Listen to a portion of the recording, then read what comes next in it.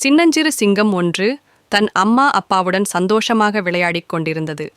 அந்த குட்டி சிங்கத்துக்கு இன்னும் சரியாக கர்ஜனை கூட போடத் தெரியாது. மேவ் என்றுதான் சத்தம் வரும். ஒரு நாள் விளையாடும்போது அது தெரியாமல் மற்ற சிங்கங்களிலிருந்து தூரமாக வந்துவிட்டது.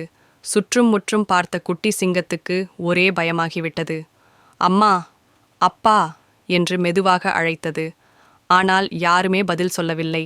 அது வழி தவறி ஒரு விசித்திரமான காட்டுக்குள் வந்துவிட்டது. இந்த காடு ரொம்பவும் வித்தியாசமாக இருந்தது. மரங்களெல்லாம் பல வர்ணங்களில் மின்னியது.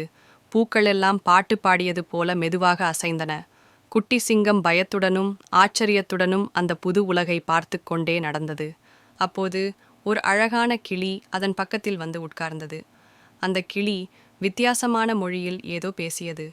குட்டி சிங்கத்துக்கு அது புரியவில்லை என்றாலும் அந்த கிளியின் கண்கள் ரொம்பவும் அன்பாக இருந்தன. கிளி ஒரு பழத்தை கொத்தி குட்டி சிங்கத்துக்கு கொடுத்தது. கொஞ்சம் தூரம் நடந்ததும் குட்டி சிங்கம் ஒரு குளத்தை பார்த்தது. அந்த குளத்தில் இருந்த தவளைகள் எல்லாம் பச்சை, நீலம் என்று பல வண்ணங்களில் ஒளிர்ந்து கொண்டிருந்தன. ஒரு தவளை மெதுவாக குட்டி சிங்கத்தின் பக்கத்தில் வந்து தன் பெரிய கண்களை சிமிட்டியது. குட்டி சிங்கம் மேலும் நடக்க முடியாமல் களைத்துப் போனது. அப்போது ஒரு குட்டி பூனைக்குட்டி அதன் அருகில் வந்து மியாவ் என்று மெதுவாக அழைத்தது. அந்த பூனைக்குட்டி குட்டி சிங்கத்தை ஒரு சிறிய குகைக்கு அழைத்துச் சென்றது. அங்கே மெதுவான படுக்கை போல புற்கள் இருந்தன. குட்டி சிங்கம் அந்த புல் படுக்கையில் படுத்துக்கொண்டது. பூனைக்குட்டியும் அதன் பக்கத்திலேயே படுத்துக்கொண்டது. இரண்டும் சேர்ந்து நிம்மதியாக தூங்கின.